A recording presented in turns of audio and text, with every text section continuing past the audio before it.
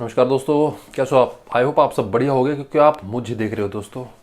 और इसी एक रीज़न की वजह से आप सब बढ़िया होने वाले हो, मैं जानता हूँ, क्योंकि आप मुझे देख पा रहे हैं। Simple as that. और कोई रीज़न नहीं आपकी ज़िंदगी में। देखो, बड़े बुजुर्गों से अगर मैं बात करूँ तो बड़े बुजुर्गों का जो मोटा मोटा खर्चा आपका जो करवाते हैं ना, वो आपका करवा देंगे। देखो किस पे, रिलीजन पे करवा देंगे, आपके तीज त्योहारों पर करवा देंगे, आपका शादी पे खर्चा करवा देंगे। जिम में खर्चा नहीं होगा उनका।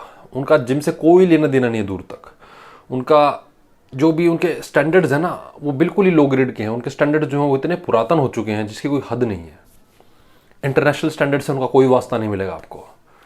उनकी ये वो कभी नहीं पूछेंगे कि बेटा तुझे सुबह उठकर कैसा लगता है। मतलब तुम खुद सोचो, अगर तुम सुबह उठ रहे हो और जॉब पे भागने के लिए उठ रहे हो, और वहीं तुम कहीं सुबह उठ रहे हो और किसी आसपास तुम्हारे नदी बह रही है, तुम कैंपिंग कर रहे हो, भाई तुम खुद बताओ, आसपास एक नदी बह रही है तब तुम्हारी सुबह सुबह अच्छी होगी, या तुम कुत्ते की तरह भाग रहे हो सुबह सुबह, जल्दी जल्दी में खा रहे हो, टाई लगा कर जा रहे हो यहाँ मई जून की अप्रैल की गर्मी में।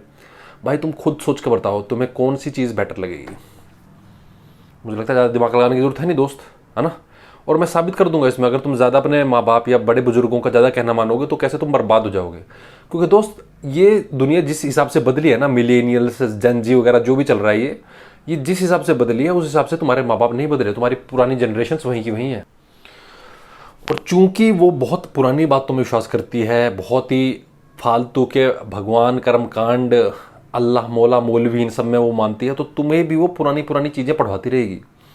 तुम्हें दोहे पढ़वाती रहेगी, कुरान पढ़ाती रहेगी। भाई नहीं जरूरत तुम्हें, भाई कुरान की नहीं जरूरत। कुरान में नास्तिक आदमी को मारने की बात कर रही है कुरान कई जगह। काफिर कौन होता है? काफिर वो होता है जो अल्लाह को नहीं मानता, अल्लाह में बिलीव नहीं करता, उसको मारने की बात कर रही है। उसको घेर के मारो, कितनी सारी आयतें हैं उसके अंदर।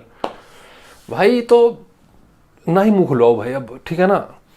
तो यार इस हद तक जो किताबें, जो धर्म, जो बातें, इस हद तक जो हिंसा का समर्थन करती हूँ, इस लेवल तक कि उसका मर्डर ही कर दिया जाए, तो भाई आप खुद सोच लो कि वो चीज़ जिन लोगों के दिमाग में कसी हुई है, फिट हो रखी है, वो लोग कैसे होंगे जो एक मर्डर को अपने दिमाग में घुसा रखा है, जिन्होंने फिट कर रखा है एक मर्डर को। सोचो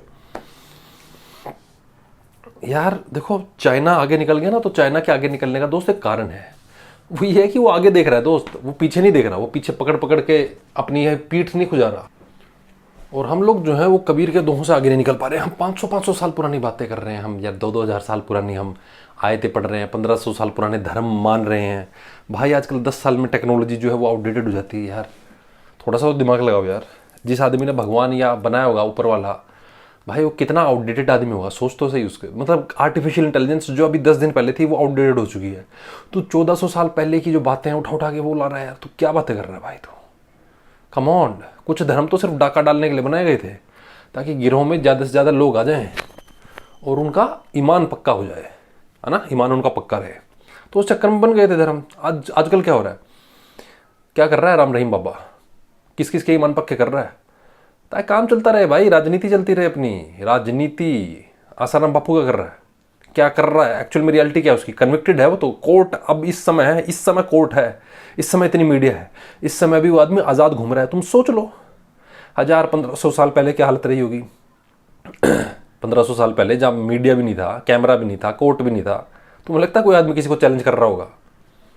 बन गए वो धर्म भाई। या साराम हुआ होता 2000 साल पहले तो ये इसका धर्म बन गया होता, इस राम रहीम का धर्म बन गया होता।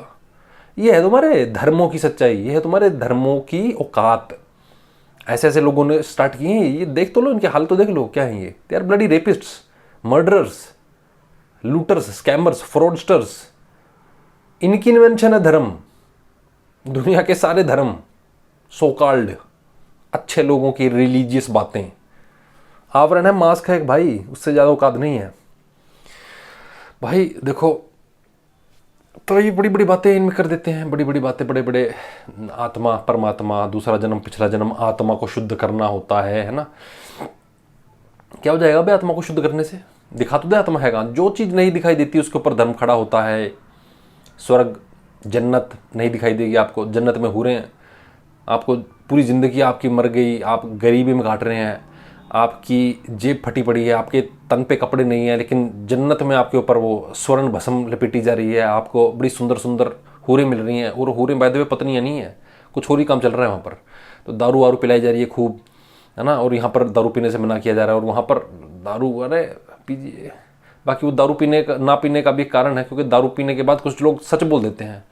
तो उस समय भी कुछ 1500 साल पहले भी लोग कुछ गाली गलौज कर देते थे कुछ दारू दूरू पी के। तो ये एक बड़ा रीज़न था उस समय जो ये बंद करवा दी गई थी दारू, है ना, पवित्र रेगिस्तान में, सो कॉल्ड पवित्र रेगिस्तान में, इसलिए बंद करवा दी गई थी।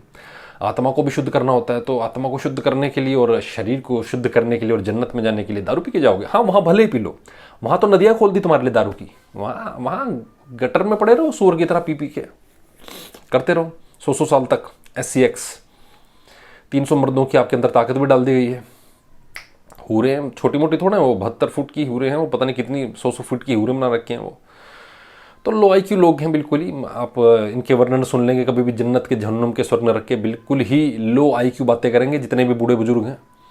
और उनकी बातें अगर आप सुन रहे हो तो दोस्त ये अपने आप में एक क्वेश्चन है कि अगर तुम बड़े बूढ़ों के बड़े फेवरेट बच्चे हो, बड़े अच्छे हो, और वो तुम्हें अच्छा अच्छा मानते हैं, तो ये अपने आप में क्वेश्चन है दोस्त कि वाकई में तुम्हारा बुद्धि है भी या तुम्हारी भी बिल्कुल घास चरने गई है।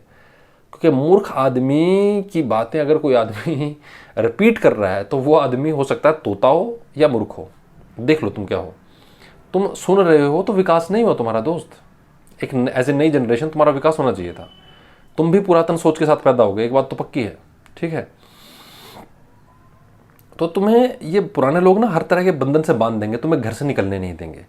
घर से निकलने का क्या उनका एक सिद्धांत है, तुम्हें बांध दिया जाए किसमें, नौकरी में, जल्द से जल्द बांध दिया जाए। जैसे ही पढ़ाई पूरी हो तुम्हें जॉब में बांध दिया, उसके बाद तुम्हें शादी ब्याह में बांध दिया, उसके बाद तो बच्चों का खेल शुरू हो जाता है, तू बच्चा कर दे, पाल हम लेंगे।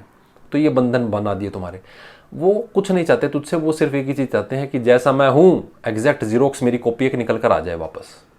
यही उनकी सारी की सारी औकात है एक बच्चा पालने की, एक जीरोक्स मशीन पैदा करना। दैट इज़ इट, इसके अलावा कुछ नहीं। जिंदगी का इनका सारा मतलब है सैलरी और पैसा। इसके बाद आ जाता है समाज। इनको कोई लेना देना नहीं है भाई, तू क्या करना चाहता है उसके लिए तुझे कॉन्फिडेंस दे दिया जाए, तुझे इंडिपेंडेंट छोड़ दिया जाए। क्योंकि अगर तू इंडिपेंडेंट हो गया तो उनके कंट्रोल से तू निकल जाएगा। ये तुझे प्यार नहीं करना चाहते, केयर नहीं करते तेरी, ये कंट्रोल करना चाहते हैं। इस बात को अंडरलाइन कर लेना, ये कभी भी केयर नहीं कर रहे, ये कंट्रोल कर रहे हैं तुम्हें, कॉन्स्टेंटली कंट्रोल करना चाहते हैं। केयरिंग बिल्कुल अलग चीज़ है दोस्त। वो तारे ज़मीं पर जो राम निकुंभ जो टीचर था ना, वो होती है केयरिंग। उसका बाप जो है वो उसको कंट्रोल करना चाहता है, वो केयरिंग नहीं है। तो ये छलावे मत रहना, माँ बाप प्यार करते हैं, कुछ नहीं, कंट्रोल करना चाहते हैं तुम्हें। वो प्यार भी कंट्रोल करने का एक तरीका है, वो भी मैनिपुलेशन ही है। तो और मैं बिल्कुल ऐसे, अगर तुम्हें लग रहा होगा कि मैं सख्त खिलाफ हूँ, मैं टॉक्सिक माँ बाप के सख्त खिलाफ हूँ भाई। जो अपने माँ बाप का जो धर्म है सो कॉल्ड उनका, उसको छोड़कर वो सब कुछ करते हैं। कभी नहीं पूछते भाई, खुद से भी नहीं पूछते कि अच्छा खाना क्या है, अच्छी डाइट और एक्सरसाइज क्या है, अच्छी लाइफस्टाइल क्या है, अच्छा रूटीन कैसा हो। उनकी ज़िंदगी का एक ही मकसद है, अड़ोसी पड़ोसी रिश्तेदारों के सामने सामाजिक एक छवि बना के रखना कॉन्स्टेंटली। क्योंकि उनके साथ दिक्कत यह है, उनकी खुद की भी कोई इंडिविजुअल थिंकिंग नहीं है, खुद की भी कोई हॉबी, खुद की भी कोई इंडिविजुअल पैशन नहीं है उनका। भाई तुम खुद सोचो, अगर तुम्हारे पिताजी का है, माताजी की एक भी अच्छी हॉबी होती, एक भी ढंग की हॉबी होती, स्विमिंग करने चले गए, फुटबॉल खेलने चले गए, गोल्फ खेलते हैं, सिंगिंग सीखने जाते हैं, डांस सीखने जाते हैं, कुछ भी लगा लो तुम, बांसुरी सीखने जा रहे हैं, हारमोनियम और पियानो सीखने जाते हैं, तुम्हें लगता है ये इतने खच्चर होते हैं जितने ये अभी हैं, जितना इनको समाज का प्रेशर ले रहे हैं ये? तुम्हें लगता है इनके पास टाइम होता है इतना चार कुड़ी के समाज को देखने का? इनके पास कुछ नहीं है सीखने को, ना सीखना इनके अंदर ही नहीं है, वो चीज़ ही नहीं है इनके अंदर, एलिमेंट ही गायब है भाई। वो कैसे बल्ब जल जाएगा जब एलिमेंट ही फ्यूज़ होगा? तो इनका फ्यूज़ है अंदर से, उड़ा पड़ा है इनका फ्यूज़। तो दोस्त इनके चक्करों में मत पड़ना। मैंने जो 3-4 बंधन बताए हैं वो तो हैं ही, ये बहुत बुरी तरह से बांधेंगे तुम्हें। और अगर तुम इनके कहने से बंध रहे हो तो एक बात तो पक्की है भाई, तुम भी अगली जनरेशन एज ए डेवलप नहीं हुए, तुम भी चिंपांजी ही हो, तुम मनुष्य में बदलने के लायक हुए नहीं हो, अभी विकास नहीं हो तुम्हारा। और ये जिस तरह की बातें करते हैं ना, ये दोहों की बातें करते रहते हैं पुरानी हैं, बाजार में खड़ा है कोई कबीरा और आयतें पढ़ते रहते हैं कुरान की, ये सब इस चीज़ को बता रहा है दोस्त कि अगर कोई आदमी इस समय 2026 में ये पुरानी आयतें कोट कर रहा है तो एक बात बिल्कुल पक्की है कि उसकी सेल्फ वर्थ खुद की नज़रों में ज़ीरो है, ज़ीरो। भाई गुरजीएफ करके एक फिलोसफर हुआ था, उसने कहा था, अपनी बेटी को कहा था, बेटा कभी भी किसी की अंधभक्त मत बन जाना।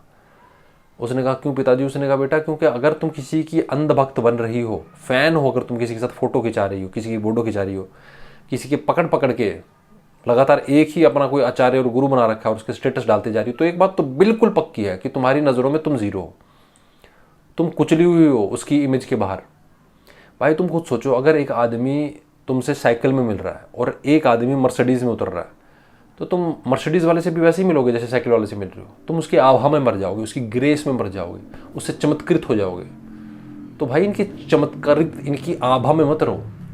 इनकी ग्रेस मैंने तुम्हें बता दिया, 4 कौड़ी की है, 2,000 साल पुरानी, 1,500-1,400 साल पुरानी किताबें उठा के इनको लगता है ऊपर से आसमानी किताब टपक रही है। ये राम रहीम जैसे टाइप के लोग हैं, आसाराम टाइप के लोग हैं। ये सोच लो तुम कुछ साल पहले, कुछ हज़ारों साल पहले हो गए थे, 1,000 साल पहले ये हो गया होता तो क्या होता था? ऊपर से निकाल देता आसमानी किताब। बाबा बागेश्वर ने कहता मेरी हनुमान जी से बात हो रही है, मेरी श्री राम जी से, रावण जी को मेरा कोटि कोटि प्रणाम, चरण वंदना। रावण जी की करता नहीं हो चरण वंदना? ऐसे एक मौलवी हो गया भैया कुछ साल पहले रेगिस्तान में, और उसने निकाल दी ऊपर से किताब। क्या है उसमें? कुछ मर्जी बोल दो, जो मेरे को बोलना होगा, जो मौलवी को बोलना होगा वो बुलवा देगा उससे। साथ में निकाल लो तलवार, साथ में निकाल लो 400 ऊंट, और अब देखो कौन खिलाफत करके देखता है। वो तो तब है ना भाई जब मीडिया नहीं है, अब मीडिया है। अब इनकी सेना देखो, स्टेट पुलिस इनके साथ है भाई, आर्मी के चीफ इनके पास जाकर नतमस्तक हो रहे हैं, प्राइम मिनिस्टर राष्ट्रपति इनके पास जाकर इनके चरण वंदन अपने सर टिका रही है। 1400 साल पहले क्या हुआ होगा सोचो तुम, 2000 साल पहले क्या हुआ होगा सोचो तुम। क्या बड़ी लेवल पे, क्या बड़े लेवल पे मारकाट हुई होगी नास्तिकों की, काफिरों की, सो कॉल्ड काफिर। भगत सिंह को तो सबसे खराब समझेंगे ये लोग। उसने तो बुक लिखी है Y M an atheist, Bhagat Singh, दी भगत सिंह। तो जो किताब भगत सिंह को वो ठहरा रही हो, तुम खुद सोच लो उनमें क्या दम होगा, क्या होगा। वीडियो समाप्त करता हूं यहीं पर, मिलते हैं बहुत ही जल्द अगली वीडियो में। धन्यवाद। वंदे मातरम।